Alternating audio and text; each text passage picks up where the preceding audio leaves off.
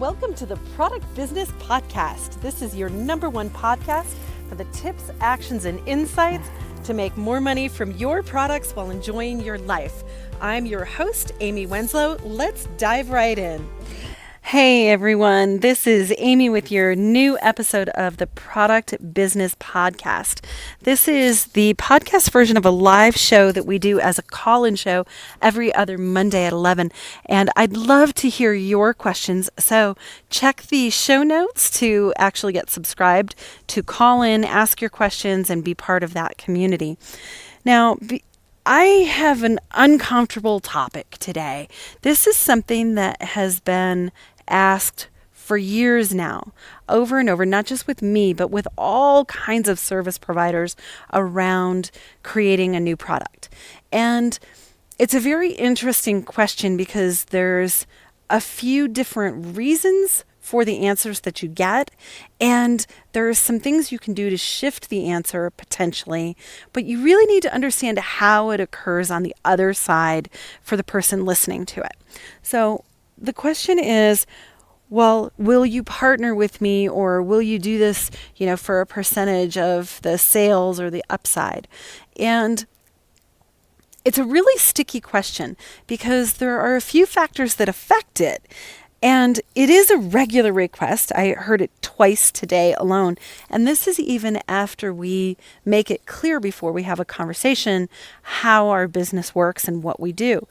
Now, the reason that people will ask this is frequently because they don't have a budget to work with to get things done, right? They're looking to do this on a bootstrapping kind of method, which is awesome. I've done it with my own businesses. But whether the question works and you get a yes depends on a couple of things.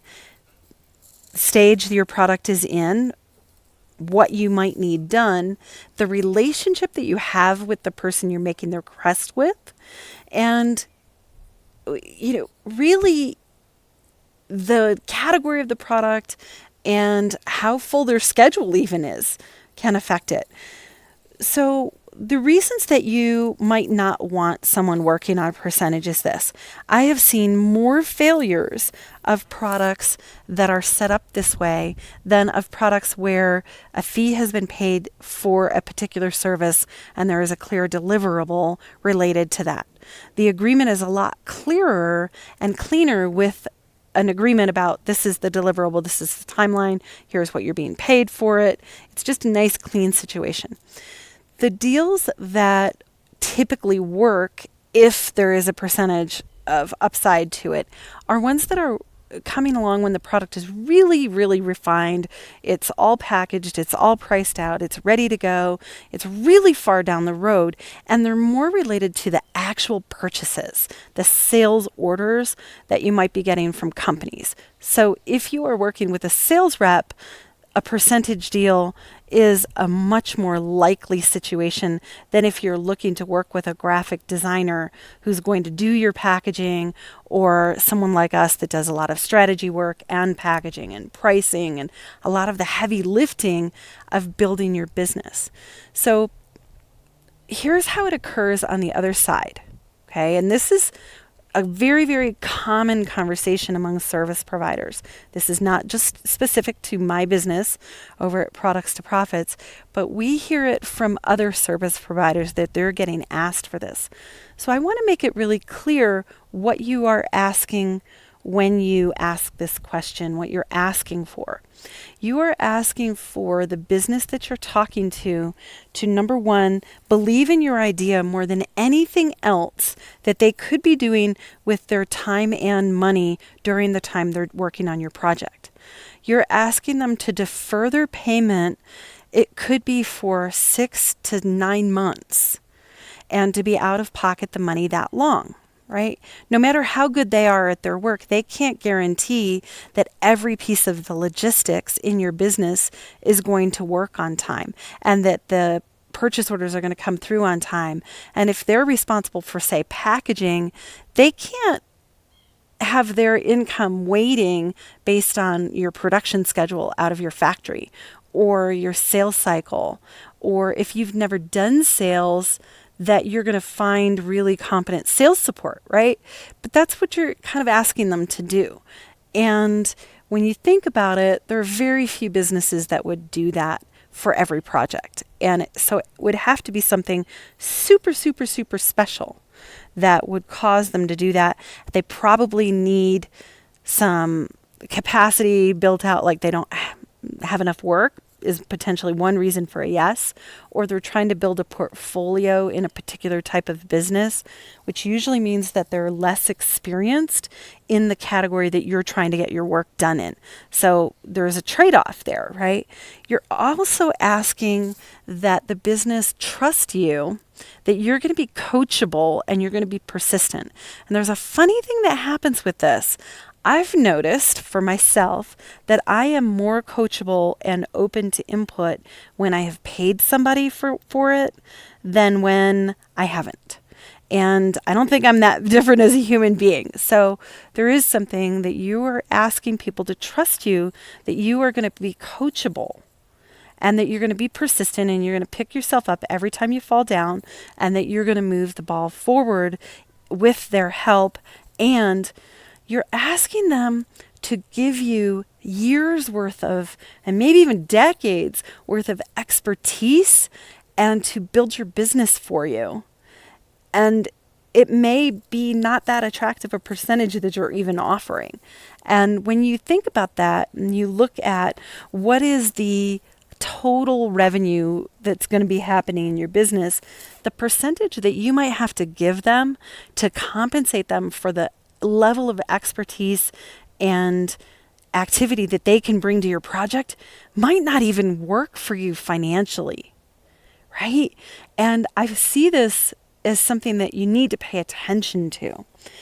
So you're asking them to gamble their time and money on you, frequently in a very early stage. So here's what I'd recommend. I would really recommend that you invest the time and money that is needed to get really clear on your strategy, whether it's with us, with one of our strategy days where we literally design your entire business in by month timelines and checkpoints in one day, and we do the research of that, and you have a very clear path and an understanding of why it's recommended that you go a particular direction.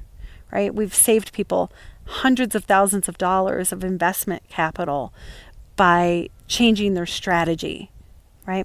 So it's really important that you get clear on the strategy and the tactics and the why they're getting used and the next steps, right? Like what is the process that you want to be in and what is the realistic expectation from experts about how long those steps will take, so that you're dealing in truth with people and yourself, and that you have a grounded approach to what you're doing.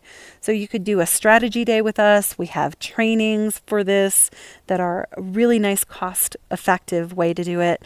My book, Turn Products into Profits, talks about some of this, and there's a free digital download of that right now. Plus, you need to invest some thinking time, and there's probably some experimenting that you may need to do as well. So when you are looking for a deal that is, will someone work with you for a percentage of sales, understand you're asking them to defer their payment for a long time. And as small businesses, many of us simply can't afford to do that, or are not confident and connected with you enough to do that. So you may need to invest in having some work done and pay for certain pieces of work and then revisit your question when you have more relatedness with the business that you're requesting that of. With that, everyone, I hope that this has served you and that it's given you a glimpse into what goes on the other side of your request, so that you don't just hear it as no's, but you hear it as, oh, there's some actions. I need to get more connected, or, oh, I need to be further along, or, oh, this person is busy and they don't have the capacity to do work that is speculative. And that's a really, really important distinction, right? There's nothing wrong. Doesn't mean they don't believe in you. Sometimes it's just, it's not simply the right business model for what they're doing at that time. You have just listened to the Product Business Podcast with me, your host, Amy Wenslow. Subscribe, review, and share our podcast on Apple iTunes, Podcasts, or Google Play. Until next time.